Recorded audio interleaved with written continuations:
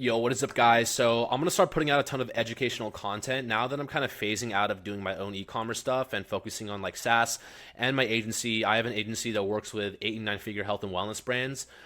We provide essentially funnel congruency, which I'll get into today. But I wanted to share with you guys kind of like not even a case study. This is actually something I've been a part of for the past 2 years that I've been pretty quiet about publicly. But I'm going to show you guys exactly how I was able to scale Nectar Energy from zero to an 8 figure valuation in under 2 years. So we're valued at over $20 million right now, and we're in hundreds of Walmarts, thousands of gas stations. And we're getting into several hundred targets starting Q1 next year, I believe. So it's been a crazy, crazy journey, actually. And shout out to the co-founders as well. You know, they're the main guys running the show, but they got me on at the beginning when they needed marketing. So we worked together before, and they were like, yo, we'd love to have you on. Just run our paid media, and let's go from there. I was like, great. I love the product. Let's do it. Back in 2023, we were like the first people in like the nootropic caffeine pouch space. And then right after we launched, after we started scaling, like everyone popped up, like domestic and international competitors. And the domestic ones are pretty good. You know, a lot of them have different ingredients, and I think to each their own.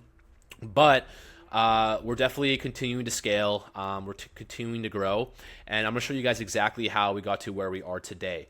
So let's dive in, and I'm gonna actually have some actual utility for you guys to learn about, and I think it'll be super cool and helpful. So phase one was this growth hacking, guys. This is just like the basic, like all the Shopify dropshipping stuff that you've known about. So gray hat methods, volume, and testing platforms. So let's dive into the TikTok page here. So guys, for this, this is a method that I love doing, and I still think it works to this day. But it's essentially SMM paneling your media and your creative. Shout out Frankie Shaw. He was the first one to come out with this. Where he was the first person I heard it from. But back in like 2020, 2021, he was telling you to like use SMM panels to essentially fill up meta ads, Facebook ads with engagement. So like statics, for example, I would get my statics like 20, 30, 40,000 likes, even over 100,000 likes and comments and all that stuff. And Meta wouldn't even flag it. It was crazy. He had a method to do it. I'm sure it's patched by now, but for TikTok, I think it still actually works. So the TikTok SMM panel Spark ad method specifically, what I would do is, and I was doing this back in like 2021, 2022. What I would do is I would get a Spark ad page and then an organic TikTok page. Now, the Spark ad page would be completely SMM paneled and fake. I would have like hundreds of thousands of followers. All my videos would look like this. They would have like millions of views. If you go into each one of these videos, they actually have like hundreds of thousands of likes, thousands of comments, like tens of thousands of shares and saves. And you could actually do that on the SMM panel. I think I used smmpanel.com. I'm not sure if they're still around. I haven't really used it in a while because we don't need it right now. But this is a pretty crazy gray hat method that you guys can try out. But yeah, the Spark ad method is pretty crazy because like you can literally like get, and again, this is for educational purpose. You can literally fill up with millions of fake engagements. And obviously on TikTok, like everyone's attention span is absolutely cooked. Like anyone who sees an ad with like 100,000 likes and like comments and shares, they're going to stop, and they will stop. It's like objectively true that they will stop for longer than if the ad didn't have any engagement. So then I would run all the Spark ads through here, and also the content of my creatives, guys. If you can check out this page. I'm not going to go through all the content right now, but you'll see I was using like, you know, Joe Rogan AI, Trump AI, all these other ones. Like this video next to Trump here is like, this is the shape of a dick, obviously. So like I was using like a lot of controversial content, and at this point we were like, guys, whatever makes us money, whatever gets us eyeballs, let's just do it. We don't care. And I was super aggressive too. I was kind of like, if you guys know, oh man, it's like that phone company, the phone case company that's like absolutely brutal. Like they don't care. They'll cuss at their customers and stuff like that. I forget the name, but they do like skins, like MKBHD like sponsors them. But they do like skins for like your iPhone, for like gaming consoles, but like on Twitter and stuff, like they're absolutely brutal to their customers. It's so funny. So I was like the same way. I was like brutal and just like causing controversy, intentional controversy is what I was doing. So this is how we kind of brute forced our way in into like exploding onto the scene. Like we literally exploded. We hit 5-figure days like super fast, especially for this type of product as well. So this is how we kind of bursted onto the scene. And then after us, we had a ton of people come out and copy us. Now there's all these competitors out there, but essentially brute forcing our way onto the scene here. And so that's kind of like the gray hat method that we use. And then of course, volume of creatives, guys. I know there's a whole debate between Jordan and Charlie. Guys, I'm sorry. I'm a volume guy. I think most people are volume guys. Just test as many creatives as possible. I think at the very beginning, like just throwing shit at the wall and seeing what sticks works, because like you can quickly find out what your winning angles and your winning offers are right away. Now, of course, I'm not saying to just put out slop. Don't do that. Obviously, have intent behind each one of your creatives, but volume is definitely key for sure. And then testing all these platforms. Like we started off on like TikTok and Meta, and then we added Snapchat and Pinterest at the beginning. So we tested all these platforms to see which one works the best. Snapchat actually did pretty well for us. We had issue with TikTok in regards to the TikTok shop because of our ingredients and stuff like this. So we toned down TikTok, and then it was like Snapchat and Meta, and then it just became Meta, and then we got TikTok back, and now it's like we're back on TikTok. So you guys are gonna go through all these like growth phases, okay? But I will say, I think phase one, if you have the capital to do this is a very solid way to do things. Obviously, guys, you don't need to do gray hat, but you can just do everything that's on brand and think what's going to work for you. But essentially, just brute forcing your way in, I think is going to be key. Getting a ton of eyeballs and just finding out what works fast is I think key here. And then phase two is just doubling down on what's working. So this is like 6 to 12 months. And obviously surface level stuff, like obviously you want to double down on your craze and stuff like that, but doubling down on like your offers and then like your platforms that you're working on, like really get into like, okay, I'm spending money on Snapchat, but is it really helping like overall incremental value? Like stuff like that you kind of have to think about. And you really want to keep track of all your numbers too, like especially in a brand like this, like we're spending in a lot of places, and it's really, really important to make sure where you are spending and how it's performing. Because then if you guys get like, cash flow, if you get cash flow locked or anything like that, then you'll immediately know what channels to focus on instead and not burn money on other channels. Now, of course, all marketing is good marketing in my opinion. Like I think there's incremental value between all the platforms, but if you want like very high performance, then you have to budget out your platform that you're spending on. So let's say you have a budget of $10,000. You're not going to put half and half between Meta and Snapchat. You'll probably put like 8 to Meta and then 2 to Snapchat. So just think about it like that, okay?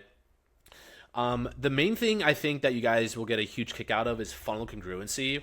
This was one of the biggest unlocks I've ever had in regards to e-commerce, honestly. And this has been talked about a lot this year in regards to like listicles, advertorials, PDPs, and like the congruency stuff.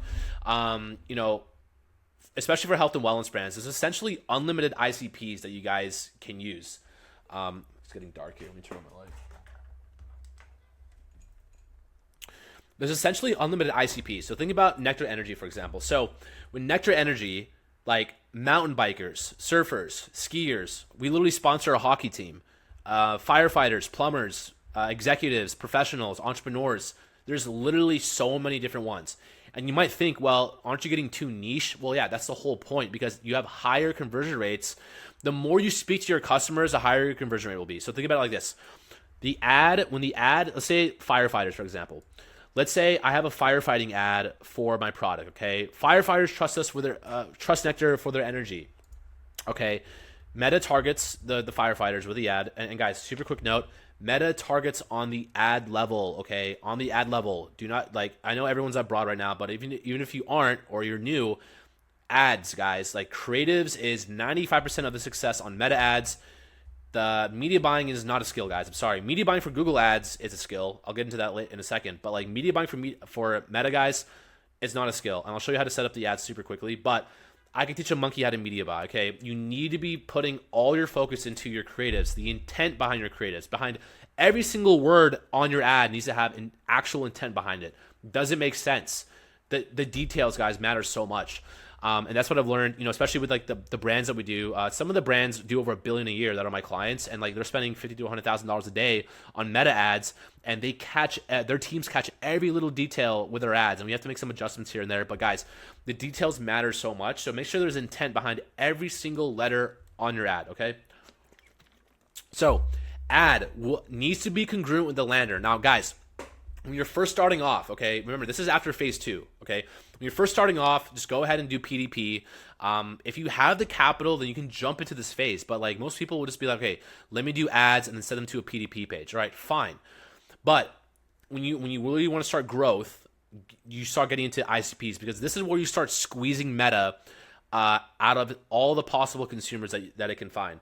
Because when you do broad to PDP, those are only so many people. Now you can make it more efficient by doing different creatives, but if you want maximum efficiency and maximum return on ad spend and conversion rates, congruent ad with congruent lander. Okay, guys. So if the ad says firefighters, the lander talks about firefighters, and you speak to firefighters on that lander. Guys, this is basic human psychology. Like, as humans, we like to relate. Okay, we like relatability. Okay. Subconsciously, when a firefighter sees that ad, they're being spoken to. Just like, oh, this is meant for me. They land on the lander, and if the lander is also speaking to the firefighter and it's talking about the issues that firefighters deal with. And guys, you have to do all this research, okay? Like, my team does research in the Reddit threads, YouTube comments. Like, we go super, super deep into research and figure out the actual pain points of these ICPs. That's where you're going to be able to see and unlock growth and conversion rates and be able to spend more money per customer, guys. So congruency is super huge, guys. Make sure if you want to unlock this next phase of growth, that you are doing funnel congruency. It is so important. For example, if you guys look at Armra, or if you guys look at Primal Queen, you guys have probably seen those D2C companies like Armra, AG1, and a lot of them aren't even running ads from their main page, by the way. Like, we don't even do that. Like, we run ads from our main page, but we have multiple they're called fan pages, different avatars. For example, like Holistic Hannah, or like, whatever, like just different pages that aren't the brand, but we run ads through those pages to kind of make it more natural. You know what I'm saying? So, where was I going with this? Anyway, yeah, so just funnel congruency is super important. And that is AG1, Arma, if you guys look at their ads and their ad libraries and try to find them, like, dude, they're testing so many pages, guys. So many pages. Just different ICPs. Not even different templates, like just different ICPs. Like, maybe one's for gut health, one is for eye health, one is for skin health, one is for blah, blah, blah. Like, there's so many in health and wellness, even for physical products, guys. Like, there's so many people you can speak to specifically, and this is where you unlock massive growth. And this is why 9-figure brands do it, is because they know they can squeeze Meta. They know how Meta works, and they know they can squeeze out as many customers from Meta as possible by doing ultra targeted and congruent ads. Guys, remember, Meta does the targeting on the ad level, on the URL level. Okay, the Meta scans the URL pages, so it's gonna target people based on the creatives and the primary text. So, and then the conversion rates come in where they increase once you get into specific ICPs, because people feel spoken to and then they feel related to by the company, right? So that's funnel congruency, guys. It's never been more important than now, especially that more people are talking about it. Like, you're gonna have to try that much harder to try to beat your competition. Really quickly, I'll go over like media buying. Actually, I'll go over then the fourth phase. Phase 3 was like the raise. So we're a CPG brand. For most CPG brands, they're not that profitable, and they have to have subs, and it's very difficult to start these. I mean, you can look at Breeze, for example, and like all this other stuff like they raise, and a lot of guys that talk about CPG, like, dude, I just saw someone, they have a freaking Kickstarter for their CPG brand. They haven't even launched yet. It's insane. So it costs a lot of money, of course, especially when you go into retail. Obviously, like, you got to buy a ton of inventory, and then there's like the cash flow issues, and you got to plan ahead, and then what's your 12-month LTV, yada yada yada. You got to base your CAC off of your subscription LTVs, and like, it's crazy, guys. So the founders decided to do a raise, and again, it's not necessary if you want to say bootstrap. You don't have to do this, but if you want, like, I guess, super fast hyper growth, then yeah, this is how we got into, not exactly how, but it was able to get us into the retail side of things and be able to expand. We have our own warehouse, we have our own office space now, so it allowed us to do all of that, and we're continuing to grow. So that was essentially the phase. Now, phase 4, and this is like kind of like the last 12 months, I would say, is like begin enterprise marketing. What I mean by that is like start delegating and hiring out other agencies to perform different things. Now, guys, I know that most of you are capable of handling all the platforms yourself, especially Meta and probably TikTok and maybe even Google. But guys, Google is a completely different monster. Google actually requires like skill in regards to media buying. So if you don't know how to media buy on Google, do not do it. I don't know how to do it. I know how to run a search campaign, and it's probably still super shitty. So just hire out an agency. So I already had an agency for these guys, and if you guys want to use them, just hit me up. But they're doing great, and they take care of everything on the on the Google Ads side. So it's awesome. So that way, that frees up our time, so we can focus more on meta ads and the TikTok ad side of things. Just start delegating stuff. Like now we have a social media manager that just posts daily. We have other managers that do different things, and like there's a lot of delegation involved when you get up to like the bigger, like higher revenue numbers, especially. And guys, this is a unique case. Most of you guys will not have a CPG brand in retail, but for our case, there's other caveats that come along with this type of level of branding and expansion and distribution. If you guys are fully on Shopify D2C, then you don't need to do this until like you're hitting like 4 or 5 million a month, and it's like, okay, then you can start. I mean, even a million a month, like if you're getting closer there, like I would say, me personally, I would hire out other agencies to handle other things, and I would give them I would consult them. If I don't agree with something they're doing, I would say, hey, run it this way. I don't care what you do with other people. Essentially just using them to run my strategies for the most part. So yeah, that's what I mean by that in regards to like delegation. The KPIs per platform, for example, my agency does some deeper stuff for other companies, and they really like to look at very specific KPIs in regards to like all the platforms and where's the money being spent on, how is it being spent, what is the results on a weekly basis. A lot of stuff goes on once you get to higher levels, but this is why I'm saying, like, for most of you guys, like me personally, like I would have hired teams already a long time ago for all of this stuff. So in regards to like marketing, just be very careful. I left for like 3 or 4 months because I had some stuff come up. So I was like, look guys, like I can't media buy right now, but I can still do some creatives. They're like, all right, we'll get an agency. They got bad marketing, and I'm sorry if you are bad marketing or if you've had an experience with them. Just for us, at the very least, I don't really know anything about bad marketing. I know they're a huge marketing agency, and you guys have probably seen their ads, but they completely shit the bed for us in regards to creatives and media buying. And they it was so bad that the founders called me up. They're like, yo, we need you to have me back. Like we need to change something. I was like, okay, I have time now actually, so let's do it. So I got back on this year back in February, I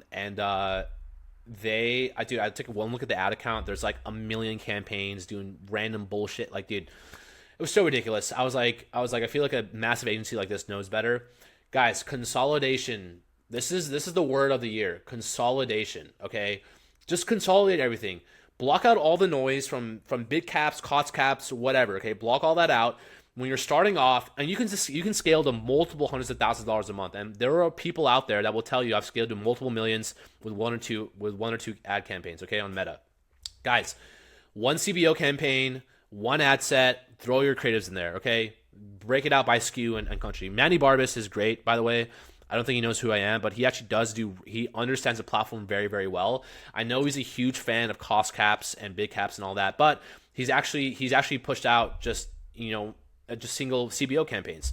So guys, just as easy as possible, just do one CBO campaign, no targeting, because the targeting is done on the ad level, remember, and just throw all your creatives into an ad set, okay, and just let it run. I just had a call with another kid that's starting an agency, and I actually consulted him, and now he's running ads for Nectr because I don't have time anymore. My agency just provides the landing pages and creatives, but I consulted him on how to run the ads. I was like, bro, consolidation, okay? Consolidate everything into one campaign and all your problems will be solved. Dude, he told me one of his clients, he did it for one of his clients. They were like below a 2 ROAS with like a whole bunch of campaigns. As soon as he consolidated everything into one campaign, he's scaling at a 9 ROAS. And that's true. You can get him on a call if you want to. But guys, consolidation is super big, guys. So just make sure your ad accounts are simple. Put 95% of your efforts into your creatives, the intent behind your creatives, and your funnels, okay? That is super, super key. So yeah, that's essentially a super quick rundown of, I know that's not all of it, but it can kind of be that simple, guys. Like, it really is. Like, just like your ads specifically, and I'm telling you from my experience from like, especially this year running my agency, we're working with 8-9 figure health and wellness companies. A lot of you guys, companies that all of you guys know. And the biggest thing that we figured out is like volume plus diversity is super key. Diversity is even more key because of all the new meta updates that are coming out.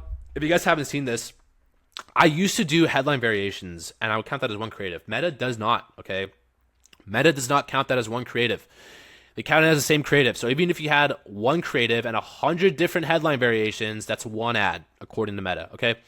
So another big unlock we found was just ultra creative diversity, like just making each of the creatives different visually, and not necessarily like different offers or anything like that, or different angles or anything like that at all, just visually different. And for example, if you have like 50 creatives, try to make all of them as different as possible. You got native ads, you have like, nice aesthetic ads, you have ugly ads, all that stuff, guys. So definitely try all of that out for sure. That was another big unlock that we had. But other than that, that's essentially how, we brute forced our way into getting Nectr into multiple hundreds of retail stores, into Walmart, Target, gas stations. By the way, I know somebody asked this. We did not do any outreach. They reached out to us. So what happened was the founders went to some sort of event where there was like other vendors there, and they just had a little tiny table. This is back I think this is back in 2024 or late 2023. They had a little table there and stuff, and the retail partners actually came up to us. They reached out to us, actually. They were like, we've seen you guys everywhere online. We want to work with you. So that is 100% proof that brute forcing away works. I mean, our ads were everywhere. Like my ads were all over TikTok and Meta for a while when we first got started. We're still scaling, but obviously there's a lot more competition. But they literally told us that like, we're seeing you everywhere and we love your brand. So like, we want you in. So that's essentially what happened with the Walmart connection, Target, and the gas stations was they came to us. Again, guys, this is probably a very rare instance and probably a unique one-off. But to answer that question, they came to us. So I really can't say anything else. Like I can't tell you about any contacts I have or like who I went through. It's just like they emailed us about getting into retail.